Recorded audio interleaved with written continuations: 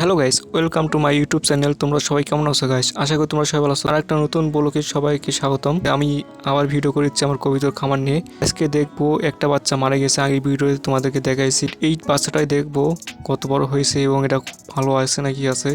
তো আমি প্রতিনিয়ত লক্ষ্য করি আমার কবিতার বাচ্চাগুলো এবং কবিতরগুলোকে। যত্ন এবং লক্ষ্যই মেন বিষয় হচ্ছে কবিতরের। তোমরা যে কোনো জিনিস পোষা পানি পালতে পারো, তাদেরকে যদি যত্ন এবং লক্ষ্য যদি না রাখো তাহলে কোনো জিনিসই সঠিক মতো পরিপূর্ণভাবে হবে না। কেননা তাদেরকে অবশ্যই যত্ন করতে হবে। যে কোনো জিনিস তোমরা পালতে পারো। দেখতে পারিচ্ছ তোমরা এই বাচ্চাটাকে অনেক বড় হয়ে গেছে, কারণ মা বাবা দুইজনে একাকি খোয়াচ্ছে, কারণ এখন একাই পড়ে গেছে। সেজন্য এখন আমি কুলার বাচ্চাগুলো দেখবো, সেজন্য কুলার দিকে যাচ্ছি এগিয়ে। আর তার বাবা চলে আসছে তাদের কাছে। আমি বলছি এই পাড়াটা অনেক শক্তিশালী এবং সাহসী। আমি যাওয়া মাত্র তার বাবা চলে আসে।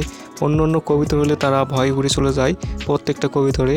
তো ওর বাবা খুবই সাহসী দেখতে হচ্ছে। বাচ্চাগুলো অনেক বড় বড় হয়েছে, তারপরও তাদের কাছ থেকে নড়িচ্ছে না, কেননা তাদেরকে আমি কী যেন করবো এর মতো ভাবিচ্ছে।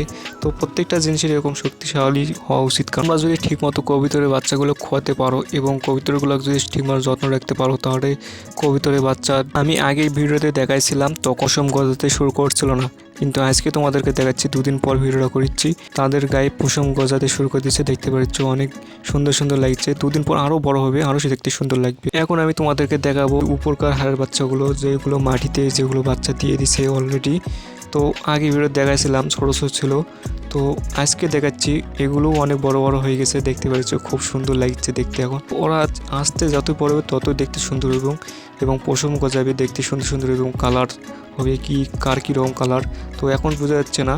তো এই পার্কেটটা মনে হয় সাদা হবে, আর এই পার্কেটটা মনে হয় একটু কালো সিস্টেম হতে পারে। তো এরকমই যত সম্ভব। দেখতে পাচ্ছ নিচের বাচ্চাগুলো ওই তো দুইটা এক জায়গায় আছে। যত্নই মেন। দেখতে পাচ্ছ আমার মনে করেন হারার যেই যত্ন একটা রাখছি, পরিষ্কার পরিচ্ছন্ন। তো পরিষ্কার পরিচ্ছন্ন সবসময় তোমরা রাখার চেষ্টা করবে। আমি সবসময় এদেরকে পরিষ্কার রাখার চেষ্টা করি, তোমরা অবশ্যই চেষ্টা করবে। এখন আমি আমার কবুতরগুলোকে খাবার দেবো, এই জন্য সবার প্রথমে আমি দরজাটা লাগিয়ে দিচ্ছি, কেননা অনেক মুরগি আছে সেই দিক দিয়ে। এই জন্য আমি প্রথমে দরজাটা লাগিয়ে দিচ্ছি, কারণ এখন নিচে খাবার দেওয়ার চেষ্টা করবো। আমি তোমাদেরকে আগের ভিডিওগুলো যারা দেখছো আমি টিনেতে ছেড়ে দিই, এখন আমি নিচে খাবার দিব, কারণ নিচে ডাক দিব আর তারা এখানে পড়বে। দেখতে পাচ্ছ অনেক হাত পোষা হয়ে গেছে কবুতরগুলো। তো আগে হাসতো নাই মতো, অনেক ভয় পাইতো, কিন্তু নিয়মে পরিণত হয়ে গেছে। দেখতে পাচ্ছো প্রতিনিয়ত খাবার দেই তারা বুঝতে পারে, তাদেরকে আমি খাবার দেই, কিছু করি না। এভাবে একটা পোষা সিস্টেম হয়ে যায়, পোষা প্রাণী সিস্টেম হয়ে যায়।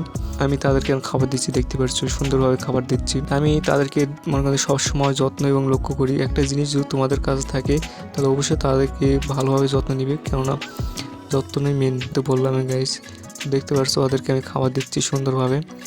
তো দেখতে থাকো পুরো ভিডিওটা। যারা লাইক করনি গাইস, তারা প্লিজ এখন লাইক করে ফেলো। এত কষ্ট করে ভিডিও করেছি তোমাদেরকে দেখানোর জন্য, অবশ্যই একটা লাইক করো। লাইক করতে আর সময় লাগে না, প্লিজ একটা লাইক করে ফেলো। যারা চ্যানেলটিকে সাবস্ক্রাইব করো তারা প্লিজ চ্যানেলটিকে সাবস্ক্রাইব করো।